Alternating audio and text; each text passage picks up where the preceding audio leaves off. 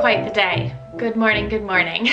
A couple years ago, I heard a TED Talk, and it was from the executive producer, I believe, of, you know what, I'm gonna look it up because otherwise I'm gonna butcher it. I was right. I was gonna say, I wanna say Shonda Rhimes, but I wasn't sure if I was right, and I was right. So I will link the TED Talk in the description below. Below.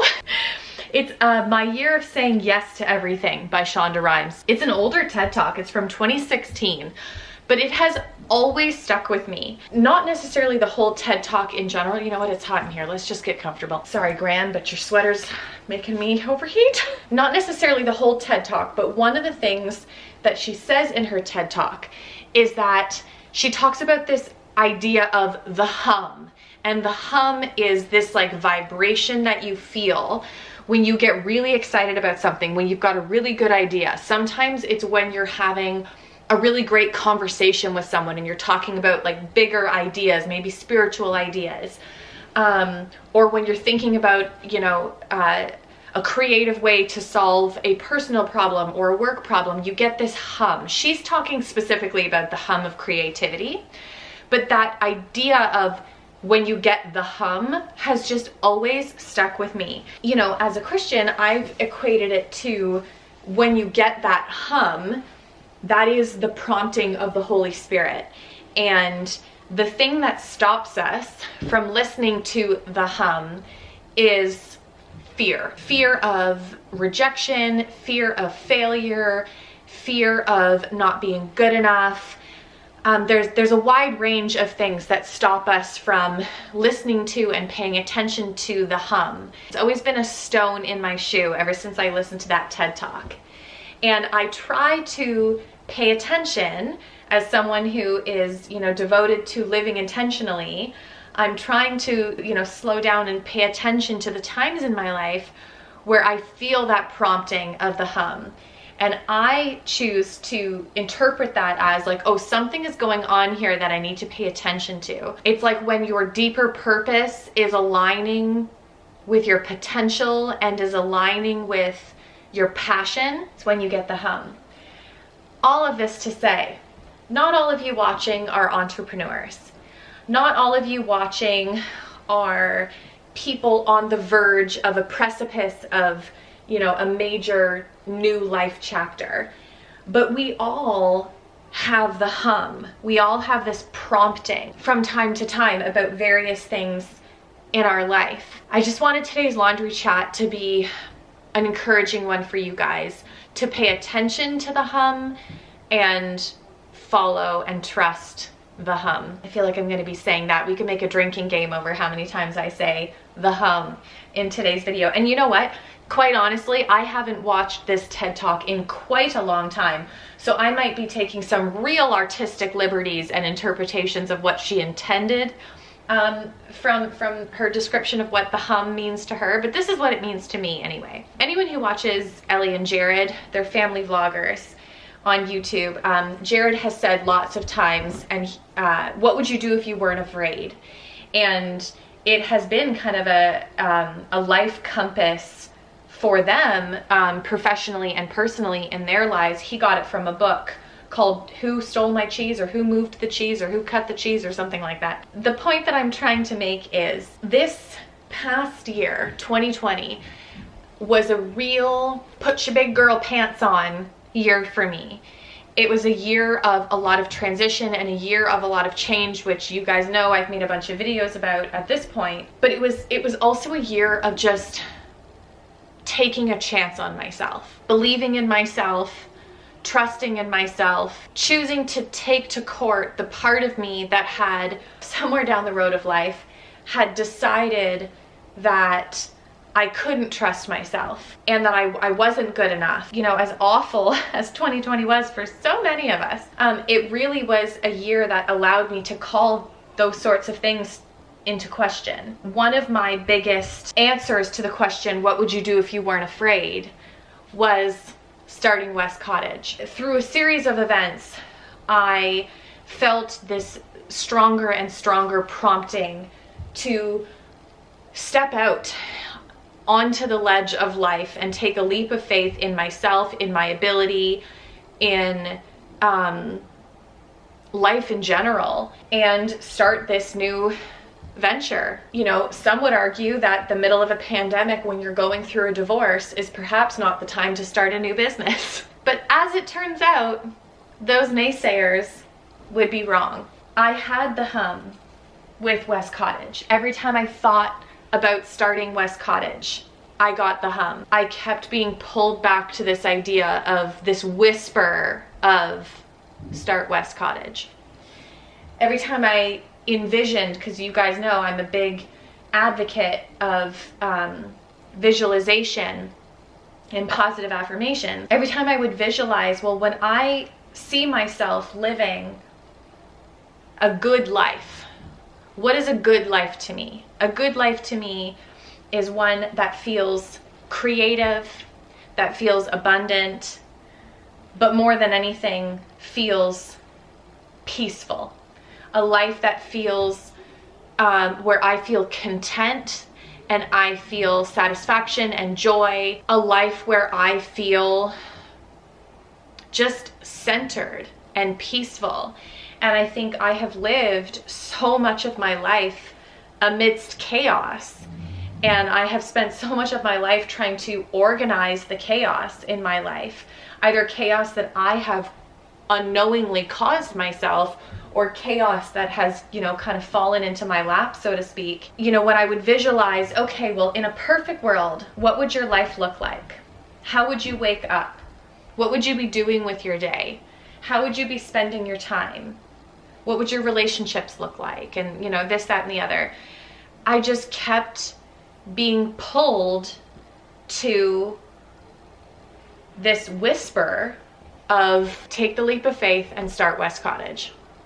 And when I would think about doing that, or when I would talk about West Cottage with people, I would get the hum, that vibration, that feeling of like, woo, and not like nervous excitement, just this like buzzing within. You know, West Cottage all in all was about a year in the making, and it launches to the public tomorrow.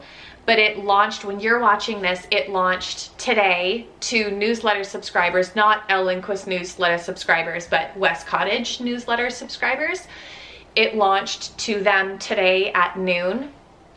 So at this point, it has been up for 7.5 hours, and it has been so wildly successful that I am genuinely shooketh. I'm speechless. And I don't mean successful from like a lucrative standpoint. What I mean is successful in terms of people are responding to it. People feel aligned with the purpose of it. People are enjoying the products. People get my vision of what I want West Cottage to be. People are just getting it. And yes, also they're buying, but yeah, it's just been so much more successful than I ever anticipated. And it was such a leap of faith because I have put a lot of money, a lot of my personal savings into West Cottage. Thank goodness I haven't put myself in debt for it, but I have drained my personal savings, which, you know, some would argue is not a wise decision when you're a single mom going through a divorce.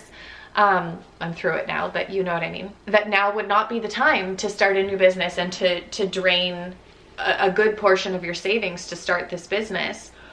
You know, the domain alone, domains can be so expensive. So if someone doesn't own your domain, which is like the website, like the www. whatever, if someone doesn't own that, it's not that expensive necessarily to purchase a domain. But if somebody already owns that domain, and there's a lot of companies out there that just go wild and purchase a bunch of various domains, and it's domain roulette. They're just hoping that one day someone will want that domain and will be willing to pay for it. And really, in those scenarios, the cost is whatever that person sets, and if you want it bad enough. But it is not uncommon for some domains to go for thousands of dollars, even tens of thousands of dollars, depending. And for me, it was in the $1,000 mark, a little over 1,000, which is very expensive. Getting supplies for the shop, and you know, it adds up. They say in business, when you're starting a new business, if you break even in the first 2 years of business, you're doing well for yourself. So it was a massive leap of faith. I also knew that there was this like intense inner calling to just do it, to trust myself, to trust the hum, to trust this like deep knowing in me that it was the next right step for my life, that I couldn't ignore it. I didn't want to ignore it. So I took the massive leap of faith. It has been so successful, more successful than I ever could have imagined. You know, first of all, I am so grateful to you guys, any of you who also are on the West Cottage newsletter, and who got advanced access today. I am so grateful. The DMs that I got today was like DMs that you get from friends and family when you start a new venture, and like, y'all have never met me, but the DMs that you guys sent me today was just like, I am so proud of you and congratulations for today. So many of you were saying that you were tearing up seeing stuff being sold out. So many of you were saying that, like, I want you to know that your gran would be really proud of you. Like, just the kindest messages. And it meant the world. And the point of today's video that I wanted to share with you, because again, I know not all of you are looking to start your own business, but just I want to encourage you that if there is something in your life or someone in your life and you are feeling this like deep prompting that like I just know that this is right for me, or I just know that this isn't right for me, despite but what about yada yada yada yada yada, or if I went for this and this and this and this and this could happen, or if I said goodbye to this and this and this and this could happen. I just want to encourage you, believe in yourself and to trust and listen to that deep part of you, because it's worth it. That intuition, man, that Holy Spirit, the prompting of that Holy Spirit, it's rarely wrong. It's never wrong. And so I guess I just want to encourage you to trust yourself a little bit more. Say yes to yourself a little bit more. Take risks in yourself a little bit more. If you aren't willing to bet on yourself, you can't expect anybody else to bet on you. And I'm saying this to my past self as much as I'm saying it to you guys. Like, I know that taking a leap of faith is scary because it feels like there's so much riding on it, and I get it, I really do. And I think it's worth the risk. I think it's worth the risk. It is worth betting on yourself. It is worth trusting that part of you. I am so excited to see where West Cottage is gonna go, what it'll look like 6 months from now, a year from now. It has really been such a labor of love and such a passion project. And to see it living and breathing now is just incredible. Truly incredible. I do have a restock for West Cottage coming in about 2 weeks. So if there were some things that you had your eyes on that you missed out on because it sold out, then 2 things. 1, I'm hoping to restock in about 2 weeks. And 2, when you go to West Cottage, if you're not on the newsletter, you'll have access Friday at midnight. So the second it turns Friday, and you'll see the things that are sold out. What you will also see beside the sold out is an opportunity to be notified when that item is back in stock. Signing up for that is not committing to purchasing anything. What it does is it helps really inform me of how many more things like that I need to make. It helps me know what items were the most popular and what I should make more of. So let's say I sold out of my Yes You Can mug. If I have, 15 people on the wait list for that mug, then I know that I probably should make 10 more, because of the 15 that are interested, maybe 8 to 10 might actually buy it when it's restocked. So if you go on the website and there's things that you wanted that are sold out, it would help me out as well as help yourself out to sign up to be notified when it's back in stock.